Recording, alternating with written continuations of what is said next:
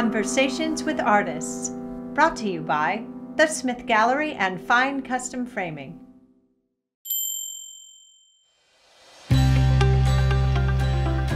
Hi, I'm Debbie Smith, host of Art Talks. I'm so glad you could join us for this conversation. The reason I created Art Talks is I think that art is one of those things that raises our vibration. And when you find a piece of art that speaks to you and you want to take it home for yourself, when you have it at home, you can listen and remember this conversation. And it gives you a little bit more added value to the piece because normally we don't get a chance to talk to the artist in person. This is the second best thing, or at least I think so. So you can see what drives them, what is their history that has gotten them to this point, how they paint, where they paint, and so much more about them. So I hope you will like it, share it, and subscribe to this YouTube channel because that's what it's all about, is sharing the love of art. So today, we're going to be talking with Debbie Thompson. Hello, thank you for having me. Well, I'm so glad you're here. Yeah. I'm glad too, and I'm glad that the power came back on in your house. Oh my, yes. Yeah, and yes. that you're able to be here because otherwise, yes, you know, I'd be here talking to myself. Yeah, which happens too much as it is. Yeah, but yeah. I understand. But your glasses are like, they speak about the kind of work that you do. I really like your glasses. I am a colorist, so yes, yeah, yes. So, yes. Yeah. So it's so nice to have you here and to be able to have your work in the gallery and to sell your work because that's what it's all about. So that you take what you create and then pass it along to somebody. Yeah, it's nice to have some eyes on. Yeah. Instead of just having it in my house. Yeah. Exactly. Yeah. Because that's how, I mean, we don't exist as artists in a vacuum. We have to be able to share it. Yeah. I mean, whether it's in singing or in art. Right. Well, I am a plein air painter, so I do get to be out amongst the people. Okay. And I don't mind having people watch me paint. I think it's because in between my art school, in summertime, I was a portrait artist over at Hershey at the park. Really? Yeah. So that's pretty cool. Yeah. So you've got people making their comments, and I'm sure in some of their comments you really don't want to hear. Well, yeah, but it was okay. They they turned out very nice, and I had a lot of compliments. I remember I did get to paint somebody from Italy, so that was very nice. Yeah. Yeah. Well, it's sort of, I mean, I guess when you're a plein air painter, and I know that you use a lot of different mediums too. Oh, I do, yeah. And do you have a favorite medium? Well, my favorite is pastel. Oh, yeah. I started painting again. I went to art school, so I'm formally trained. All right. All through my artistic endeavors, I always loved pastels. And when you're plein air painting, pastels are pretty easy to carry around and take back. And we rode buses. We rode a big old bus. Oh. But I painted oil. Oil pastel? Nope, just oil. Okay. Took it on the big old bus. This was like a 36 by 24 or 48 by 36 painting because we were dumb and didn't know that you should paint small. Yeah. So we painted. There was like 3 of us, and we had these huge canvases on the bus. As plein air painters. Yes. You were actually taking a 24-36 and painting plein air. Yes. That's crazy. Well, we're kids. What do we know? Well, yeah. Yes. I guess.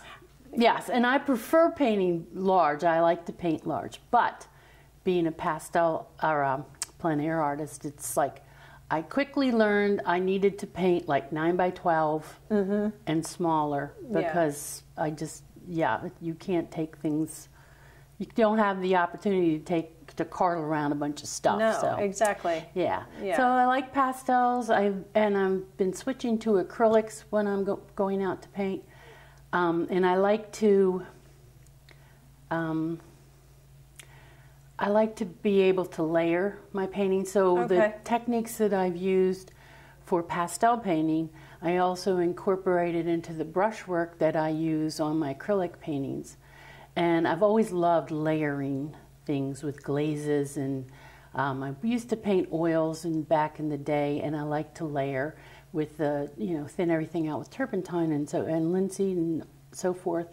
So that was always my draw for painting style, rather than the thick impasto style. That's not really what I go for. And that's sort of the similar effect that you get with a pastel, though, yes. too. Because you don't get that, globs of paint that you would get, as a, a palette knife painter or something like that. Right, and I might put that on as a finishing mark. Okay. That's one of the things I was learning when I was revisiting pastel painting.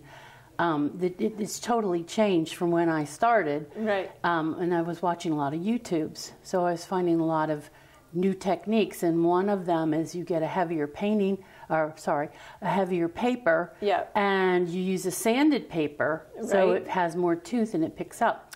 But when you can put water on your pastel, and it changes it into more of a watercolor effect. Well, that's cool. And then you can layer on top of that, and they call it glazing in pastel. So, interesting. Yes, I always try a bunch of different techniques.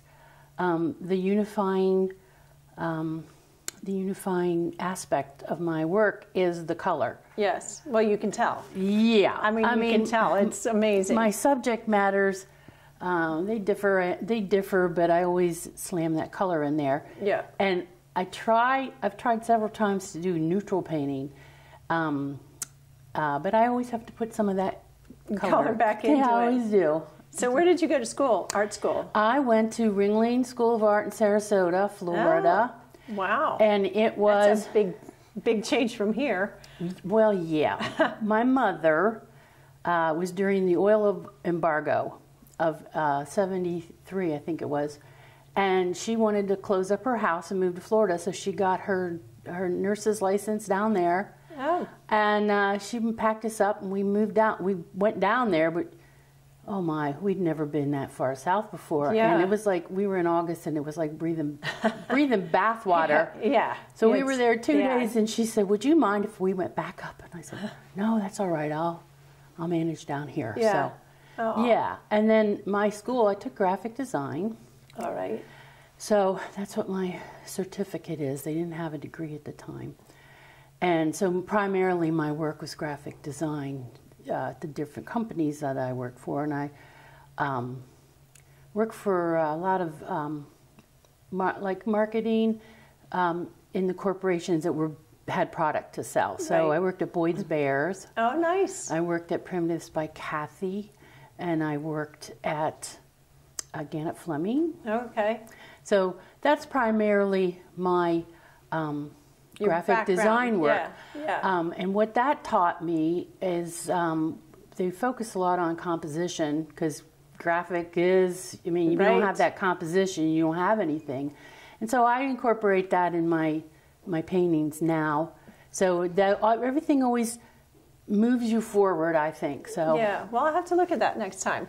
You have the graphic part of it, and too. that's how I look at a plein air when I go out, because a lot of times we'll go out somewhere and you don't have the nicest day, right? You don't have the nicest view, maybe, and so you have to figure out what you want to paint. Right. So, like this one in particular has more of a graphic element to it. Yeah. And then I like to be able to see through the windows and then show that. I like to show distance. Like what's on the other side. Yeah. And if I'm doing pastel paintings, or not pastel, plein air paintings, I like to go for the atmospheric perspective. So I will really make something I look for scenes that have distance to them, rather than things that are up close. Well, that tree that you just did when it was snowing out, and what I had commented on that is you got the color and you got the warmth of that, and I think part of that was because you got the distance and the depth. Yes, that's what I was looking for, and it had a strong graphic aspect of it because it had a big triangular of the bank barn. Right. So that was driving your eye down, and it was.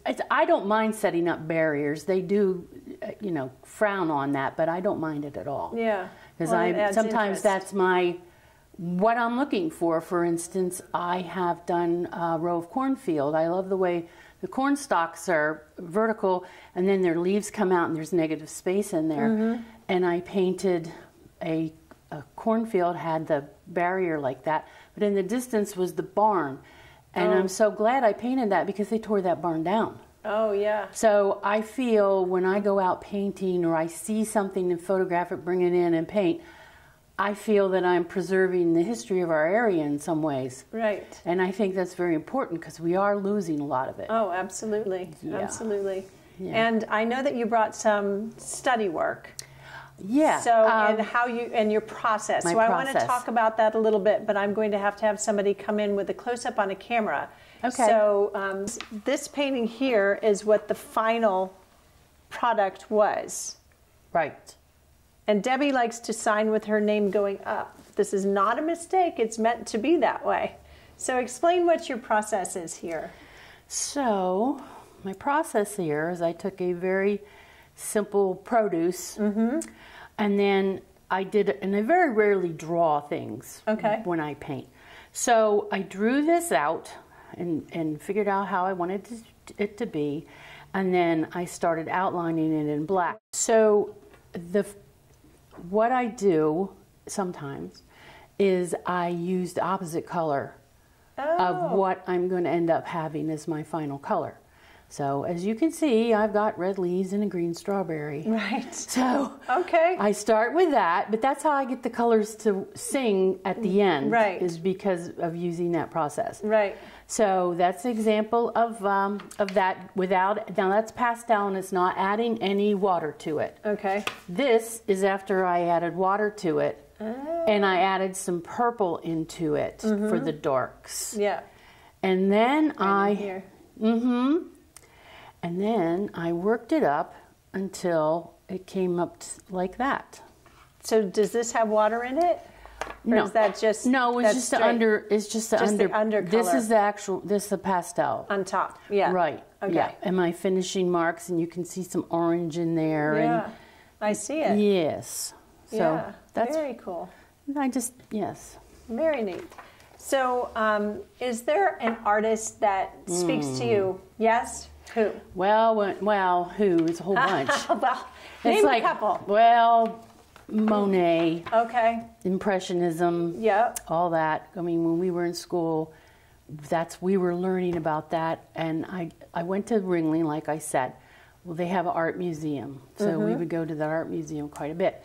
Now, in there was Peter Paul Rubens, so there's giant paintings, but then they would have their guest artists or so forth rotating in, and they did have some Monets in there. Very cool. St. Pete had some Monets in their gallery as well, so we got to we relied pretty heavily on Impressionism. Yeah. Which, yeah, Monet's my guy. Nice. Well, I can see it. I mean, I seriously can see it. Yeah. I can see it. And actually, Cézanne was at the end of Impressionism, but I found out, he's on my birthday. Oh. Yeah. When's your birthday? Friday. Oh. Happy birthday. Woo! Thank you. We like birthdays. Yeah. So, yeah, I was happy. And Janis Joplin's also.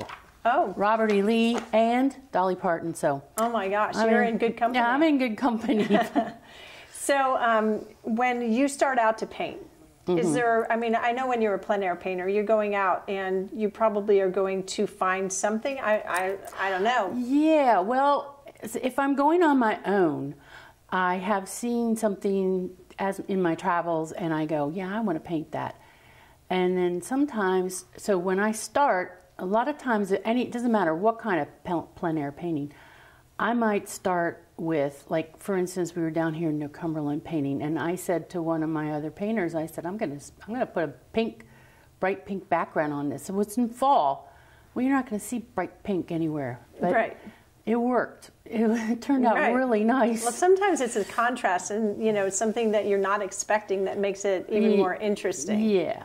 And if I'm out painting, I told one of my friends, I'm like, I think I'm gonna, like, if I'm in a crowd of people, I'm just gonna ask them, what color do you want me to start with? Because I'll start with any color. Oh, that's interesting. Yeah, So, and then I'll just develop it along based on what and then they get a connection to the painting because they had some input into it. Yeah. And they like to see, like, I call what I do sometimes like pulling it out of the bag, because there is ugly stage.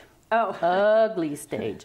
And so I know what I want to come out of it, but you know, passersby are just like, okay, what is she doing? Yeah. Is there a favorite painting that you've ever done? Yeah, I got a lot of favorites. Yeah. Do you keep them for yourself? Yeah, I do. Or I really charge a high price for it. Yes. Well, I understand that. Listen to that. Yeah, I do. But, yeah. Wow. I don't know. When you paint at home, where do you paint? Oh, gosh. Well, I paint on my kitchen table. All right. Yes. So you like painting on a flat surface? I do paint on a flat surface mostly. Yes. Except for when you're out, you probably paint it. Right. Yeah. I do have an easel I use. So. And when you're painting, what is it that you want people to take away from your work? Is there anything in particular? I wouldn't say so. I just know that I've gotten a lot of positive, people respond to it. And when I'm doing a painting, like I like to let water run or let color run and see what happens. And it might not look like the scene, but if it's a happy accident, I let it stay. Yeah. And so having that kind of look to it makes people respond to it better. Yeah. So, yeah, I'm not really trying to do anything in particular for a visual another person. I paint for myself. Yeah. Basically. But I think what they you said, respond. Yeah. People respond. And what you said before is you want your piece to sing. Yes. Because you have that as well. Yes. And I always think that's interesting. Yes. Where do you sing? Well, I haven't sung anywhere for a while, but I used to perform with my sister, and we sing harmony, and I play the guitar. We actually performed at the Wire back in the 80s. Oh my gosh! In the 90s. I remember the Wire. Yeah. Yes, we had some gigs in there that we played. So very neat. Yeah, it was very nice. And then we expanded. And we had a conga player and a lead guitarist, and our best gig or most frequent gig was at Prudhomme's Lost Cajun Kitchen in Columbia. Oh, okay. Yeah, so they just loved us, and they had us like there every other week. Well, that's pretty cool. Yeah, it was very cool. Yeah, sort of like having you here every day. Yes, yes. Well, that's the thing. Yeah, I mean, this is a more permanent version of a song being performed. Right. That's why I thought there was a correlation. There is. Yeah. I do feel that way. Yes. And is there anything else that we haven't touched on that you'd like to talk about? No. I mean, I know we talked about an awful lot of things. Yeah, we did. Very nice. Yes. Well, I'm so glad you could join me here today. And it was, it's always a pleasure to have your work here that we can show and sell. Yes, thank you so much for having me on your team here. Yes, yes. Very nice. So again, I'm so glad you dropped in on this conversation that I had today with Debbie Thompson. And I hope that if you are interested in one of her paintings that you reach out to me. You can do that at my website, which is fineart2u, that's a 2 and a u.com, or you can give me a call at 717-774-4301, or you can stop by the gallery because that's the best way to see art, and then you can take a piece home for yourself. So until then, again, please remember to like, share, and subscribe to this channel. Until next time, thanks so much. Art Talk!